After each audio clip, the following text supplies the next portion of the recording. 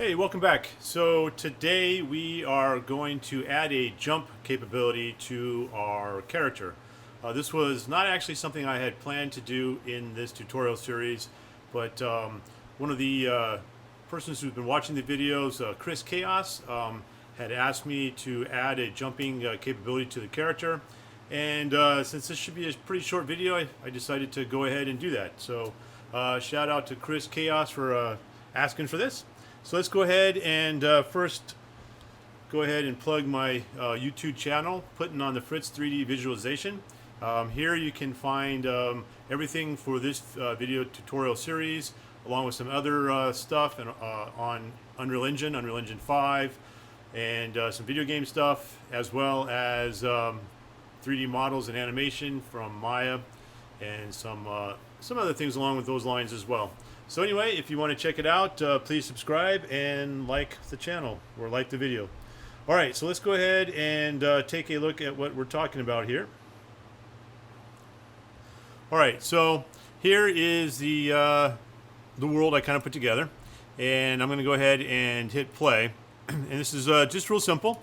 All it is since we're already using the shift button as a stopping button for our character, because it kind of works out pretty well having it down on the shift button to stop. What I did is I put this on the E key, so now basically our character can jump. I set it up so that there's a little bit of a delay, so you can't do too much of a double jump, because one of the things we run into is if we do that and allow multiple jumps using this particular method, what happens is pretty quickly your character jumps right out of the map, exponentially gains speed, and is not really controllable. So my workaround was kind of putting in a little bit of a delay. And what that looks like is this right here under my player pawn. We just added these jumping characteristics to this character. Now, again, I say character, and really what it is just our player pawn. Is actually an actor, and what we had to do was come up with an impulse system to be able to make it so the character can jump, because this particular player is not a character, and if it was a character, it would be able to use the built-in function that's already inside of Unreal Engine. We had to come up with an alternate method, and I'm going to go ahead and go through that process of getting all this set up. All right, so let's go ahead and take a quick look over here. This is our current project. This is kind of the play field area that I have set up with all these different things that we've been doing in the tutorial. And what I'm going to do is, first things first, I'm going to go in and find my content drawer, go to my content folders, find my blueprints, and what I'm going to go ahead then is pull up my pawns. And after I pull up my pawns, I'm going to go ahead and pull up my blueprint. And now I have my character here. What I'm going to do is I'm going to go back into my event graph, and we're not quite ready to actually to set this all up yet. I'm going to, first off, I'm going to move things around. Well, not first off, but before we get started making the blueprint, I'm going to move some things around a little bit so it makes a little bit more sense for where we're going to have our jump at. And then the very first thing we need to do is we actually need to set up an event so that we can do this, okay? And what we're going to do is we're going to go into project settings, okay? So go into edit, project settings, and then we're going to go down here under engine, down towards the bottom where it says input, okay? And we have all of these different inputs that we put in, and up here under action mapping, right up here, we're going to hit another plus button, okay? And with that plus button, we got this new action mapping, and we're just going to go ahead and I'm just going to call this jump up, so we don't have any confusion with anything else that might be in the system. And here I'm going to click on my little keyboard again, and like I said, I set this up to be the E key because it's right next to the W key since we're moving forward. I thought maybe the E key would make sense, and that's pretty much it for the input. We've got that all done. So now I'm just going to go ahead and save everything real quick. Go back into my level map here, and then to my player blueprint. And what I'm going to do is, like I said, kind of shift some things around. Camera fade kind of makes sense up here at the top. I've got my mouse directions here. So I'm just going to go ahead and push them down a little bit, kind of just grab these and give myself a little bit of space right in here to kind of work. All right, so now that I've got kind of a space to work in, first thing I'm going to do is I'm going to right click, I'm going to type in input. Actually, I'm just going to type in jumping, jump up. Jump up should come up. There it is. All right, so there's our input, okay? And I use this one because I wanted to have a press and I also wanted to have a release, okay? So I can specify certain things to happen in this case. And because I'm trying to limit the ability of the character in the way that they jump, by setting up a do once, I also need to reset the do once with this release button. And we'll take a look at that in a minute. All right, so this is the action key, and the thing that's going to actually make this happen for us is an impulse, okay? Like I said, we can't use the built-in character jump. We have to use something else. And in this case, we're going to add impulse at location, and our input will be the player, okay? Our target will be the player. So we want to make sure we pick this one, impulse at location. Okay, and that's going to give us an impulse and a location, little buttons right there so we can plug into those, okay, little nodes, because we're going to need those to be able to kind of control what is going on with our player. So now we've got those, we need to fill in everything in between. Okay, like I said, I'm going to limit how many times our character can jump per amount of time. And the way I'm going to do this, I'm going to use a do once, okay? And this do once is this one right here, not the multi-input. We want the one right here that says do once, okay? And I'm going to then connect that in once it's completed. We're going to go ahead and make that happen, okay? All right. Now, the next thing I'm going to do is I need to get a reference to my player.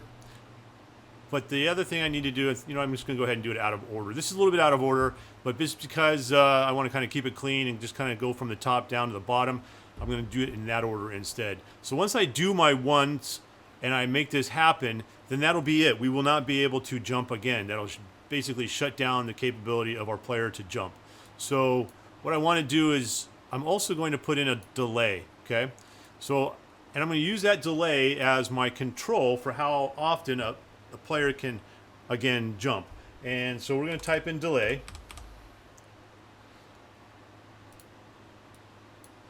And I'm going to put that up here. Once it's completed, it'll reset so that we can do once again. And the time that I chose for my character is 1.2, so 1.2 seconds.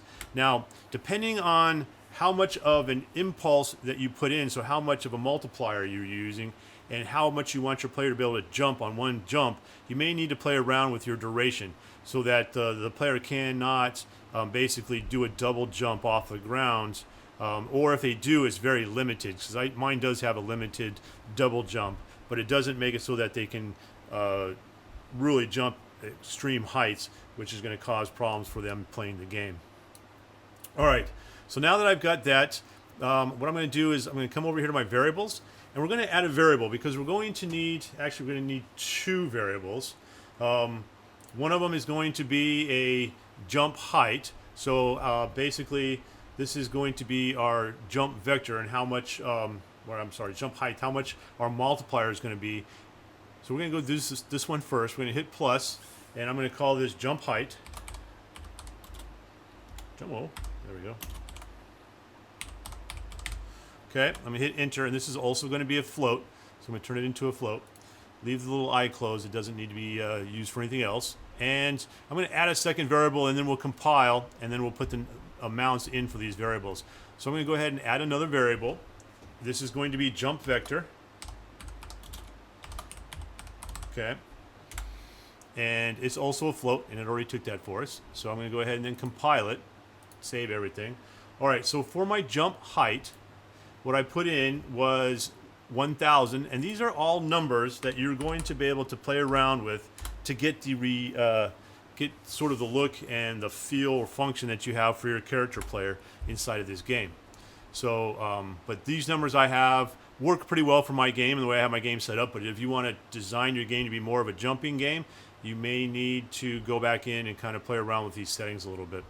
All right, so the other one is going to be our jump vector. Okay, now our jump vector is going to be 100, And these, again, are just numbers that work for me. I just picked some nice round numbers, and you can, again, come back in and kind of play around with those. All right, so the first thing I'm going to do is I'm going to pull out this jump vector. So I'm going to just click on it and drag it, and we're going to get the jump vector. I'm going to right-click into this area out here, kind of an empty spot, and I'm going to type in make vector, because we're going to set up the vector that we want this to occur. And this is actually going to go into our Z vector right here. Okay.